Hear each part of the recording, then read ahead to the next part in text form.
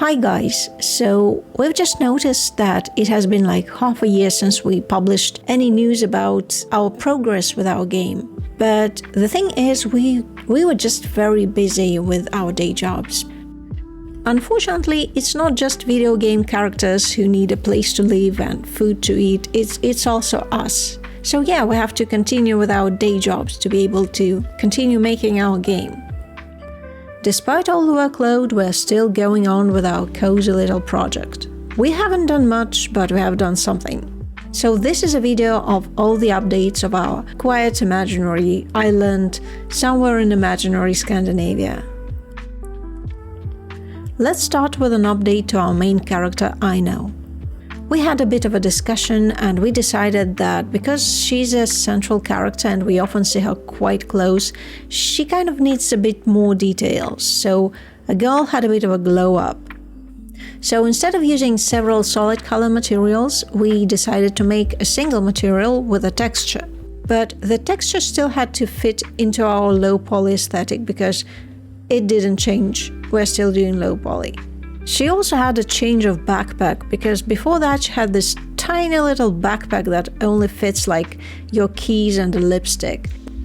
I really enjoyed designing her bag because it looks like a can, but the logo is this loopy fox and it's so silly and I love it.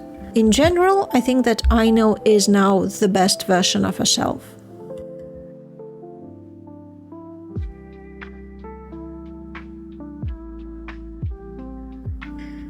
Inevitably, changing the main character raised our appetites.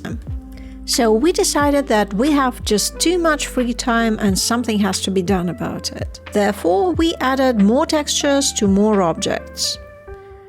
We kept the poly count low, but we added details and textures just to make things look prettier. Like this old lightkeeper's shack in the middle of the island.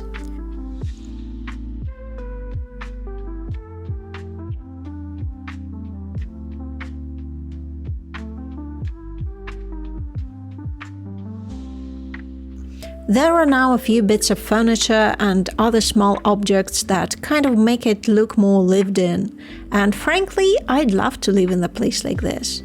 Textures here kind of make low poly objects more interesting, and they also help with the vintage effect. It's much easier to do vintage with textures.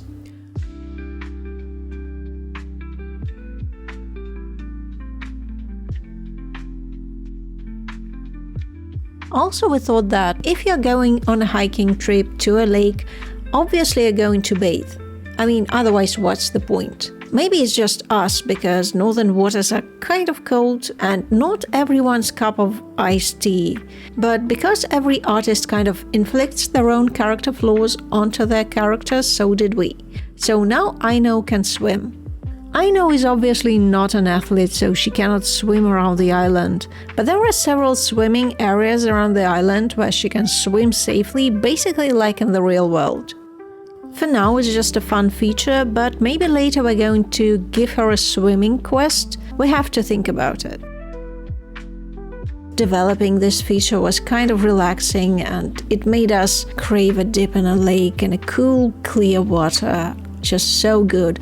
I literally envy Aino so much now. One of the game mechanics we're also going to implement is gathering and preparing food on a campfire, but only in a camping area and in a fire pit, because we need to take care of nature, even if it's made of polygons. Campfire is such a great thing. It's so pleasant to just sit around the fire and listen to the crackling of the firewood and fry something on a stick. I think it's going to make the game even more cozy. What are the things that you enjoy doing on a hiking trip?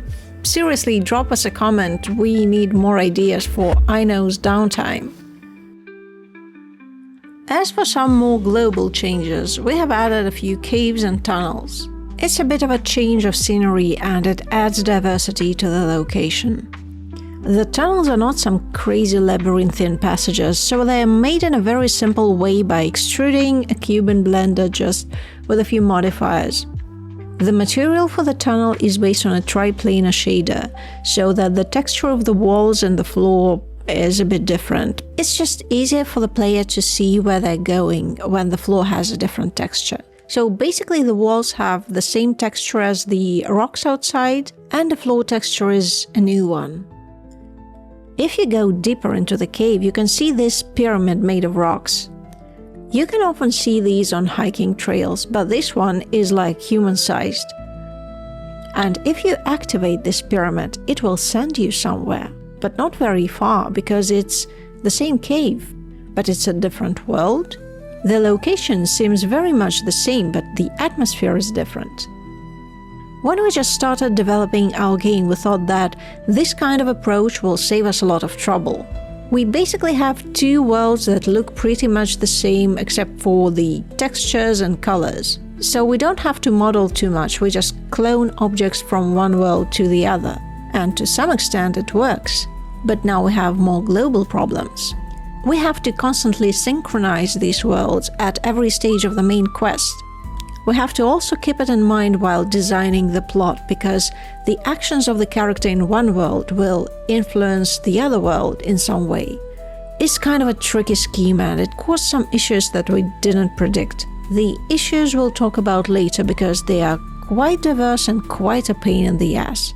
So let us talk about the design of the magic world instead. The main idea, obviously, is that it should look different from the real world. We wanted it to be dark, like it's always nighttime, but not really like dark skies with northern lights, like that kind of scene, and not too trippy, bright, rainbow-colored either.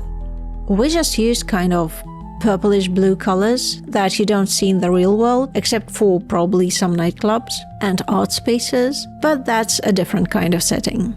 We also added some shiny objects and some magic particles. Shiny particles just make everything magical and add this dreamy quality to the world. Shiny particles in the dark is just like instant magic.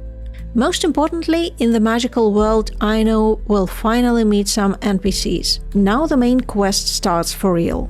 Now she's no longer alone in her little introverted world, she will have to communicate. But while in the real world talking to trolls is distressing and quite pointless, in the magical world, trolls are really nice.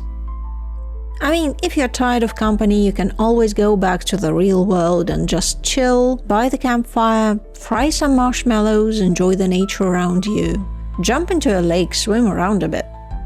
So far this is all that we have done. Thank you very much for staying with us. Drop us a comment, please like and subscribe if you like.